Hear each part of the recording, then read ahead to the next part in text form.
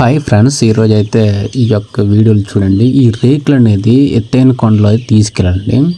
So కనిపిస్తుంది కదా marking, అక్కడికైతే తీసుకెళ్ళాలి ఇది. సో అక్కడ తీసుకెళ్ళిన తర్వాత ఈ యొక్క పాక అయితే చేయాలండి.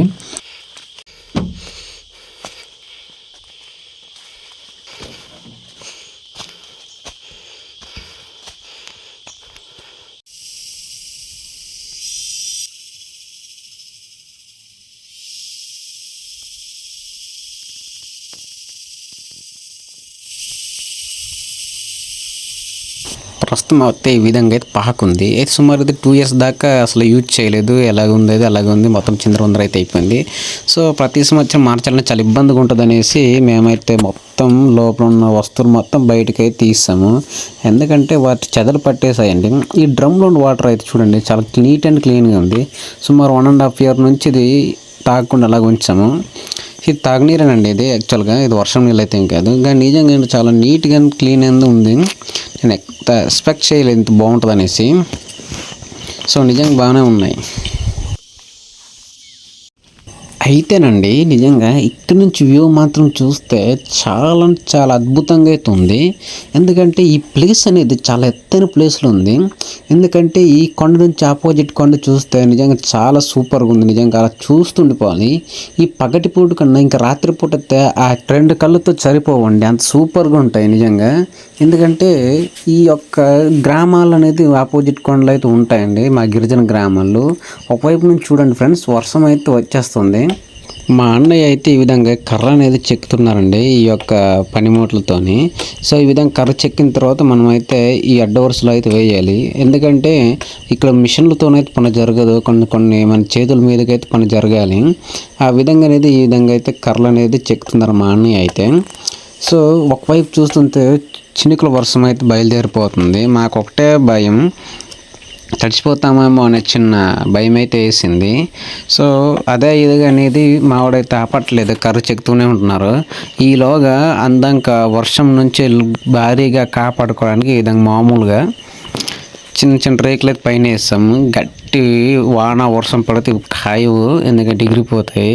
దీనికి సేఫ్టీ కూడా మామూలు చిన్న చిన్న కర్రలు మాత్రమే వేసాము. సో ఏదేమైనా గోడలు అయితే తడవకూడదు అనేసి ఈ చివరి చిన్న భాగాన్ని అయితే ఈ విధంగా రేకులతోనే కప్పాము. ఒకవైపు నుంచి చూడండి భారీ వర్షం అయితే వస్తుంది. దేవుడి దయ వల్ల మా దాకా అయితే ఒక వర్షం అయితే రాలేదు. ఆ కొండ కోణంలో మాత్రమే వర్షం అయితే పడింది. ఫైనల్గా అయితే మా ఐడియా చూడండి, ఇలాగైతే మేమైతే రేకులను సెట్ చేస్తున్నాము, పైన అనేది బ్యాండేజ్ చేస్తున్నాము. ఇక్కడ పర్ఫెక్ట్గా మంచి మంచి కొలతలతో ఇల్లు చేయాలంటే చాలా కష్టం అండి. ఇది డైలీ ఉండము కాబట్టి మరి అంత మంచిగా చేయని అవసరం లేదనేసి నా అభిప్రాయం. ఫైనల్గా నాకే పైన ఎక్కించారు. సో ఇది మేకులు అనేది గుద్దిన తర్వాత చిన్న రాడ్లు అనేది నట్టు బోల్ట్ బిగించాలి.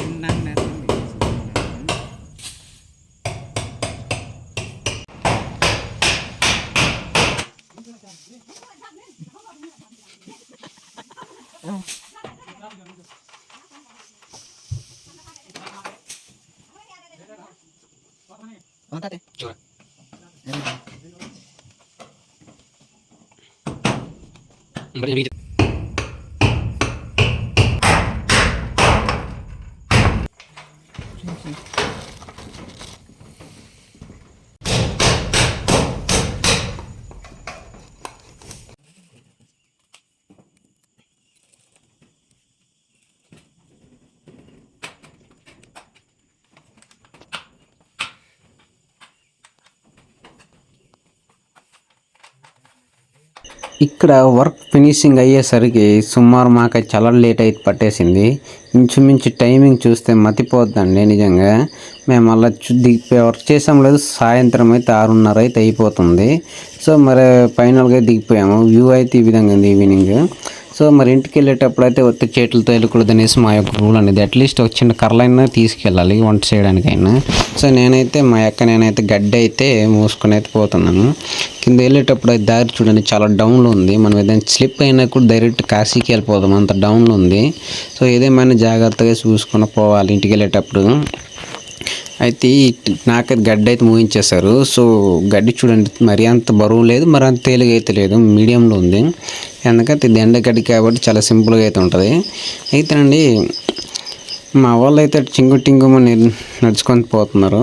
సో ఫైనల్గా ఇంటికి దగ్గరలో వెళ్ళేసరికి చూడండి చాలా చీకటి అయితే అయిపోయింది. ఇది మొబైల్ లైట్తోనే వెళ్తున్నాము. అస్సలు దారి అయితే అంత కనిపించట్లేదు, చాలా లేట్ అయిపోయింది. నైట్ పూట మాత్రం వ్యూ మాత్రం హైలైట్ అనండి అస్సలు.